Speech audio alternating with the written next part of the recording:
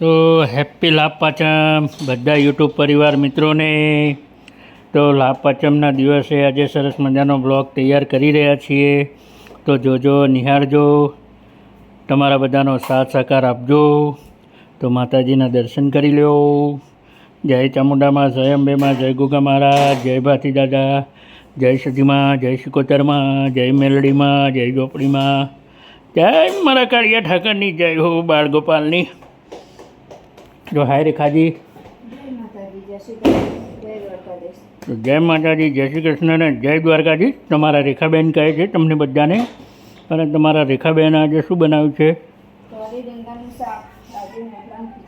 ઓહો, તો આજ તો સરસ મજાનું ચોરી બટેકા રીંગણનું શાક અને બાજરીના રોટલા બની રહ્યા છે, એ જોઈ લો.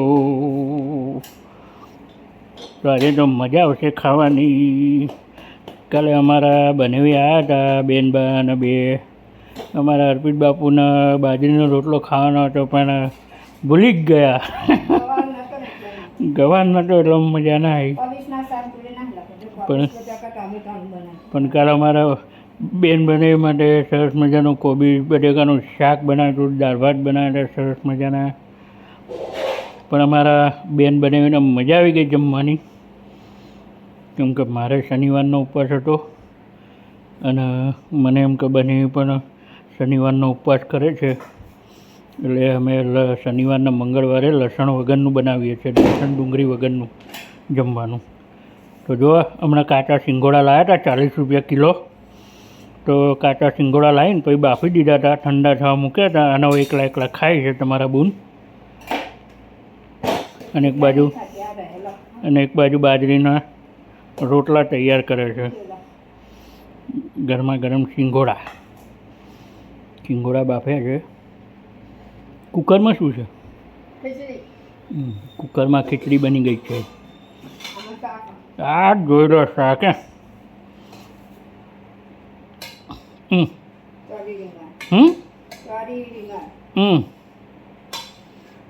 જો સરસ મજાનું ચોરી રીંગણનું શાક હતું બનાવેલું. બાજરીના રોટલા, ખીચડી અને સિંગોડા બાફે છે. સિંગોડા તો હમણાં મોડા ખાઈશું. એટલે ઠંડા થાય ને એમ પછી મસ્ત લાગે. તો અત્યારે તો આપણે જમવાનું તૈયાર થઈ ગયું છે. એ બાજરીનો રોટલો અને ચોરી રીંગણનું શાક મજા આવશે જમવામાં. અને ખીચડી જો કિલો લીધા હતા, 500 બાફ્યા છે, હજુ 500 પડ્યા છે કાચા.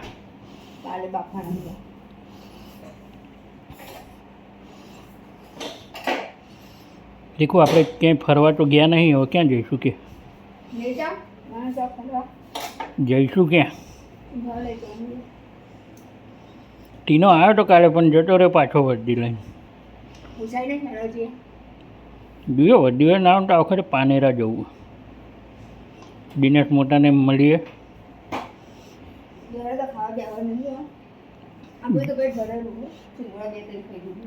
બે સિંગોડામાં તો ધરાઈ ગયા તમારી બેન. શું હતું જમવાનું?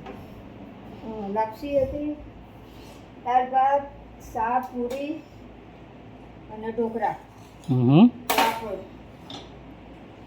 મિત્રો અમે બધા આજે શ્રીમંતમાં ગયા હતા.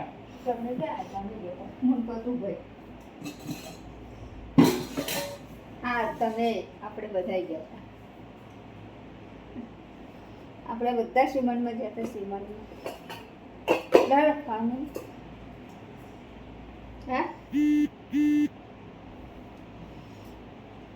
બોલાવો ને જલ્દી, લઈ લો બહાર. ના ખાવું હોય તો પછી. અને તમારે ખાવાનું હોય પછી મારે ખાવા મેળો પછી કહું. લો હમણાં તો અમારું ઉંદેડીથી બીક લાગે. તો જો અમારે જમવાનું તૈયાર થઈ ગયું છે. જમવાનું હવે અમારી જગ્યાએ આવી ગયું છે.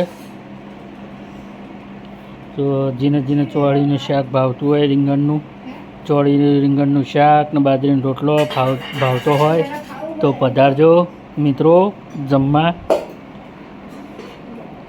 આ સરસ મજાનું શાક ને બાજરીનો રોટલો તો વાલું વાલું સરસ મજાનું શાક, લીલી લીલી ચોળી, લીલા રીંગણ અને પેલી ચટણી તો લાવો લસણની તીખી સરસ મજાની, બાજરીના રોટલા જોડે મસ્ત લાગશે.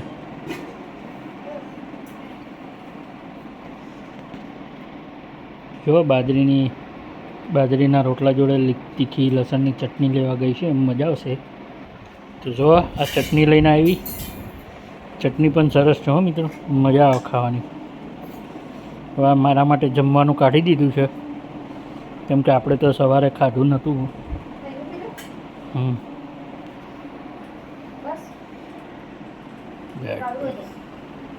બસ બસ થોડીક જ કાઢ, થોડી જ ખાવાની.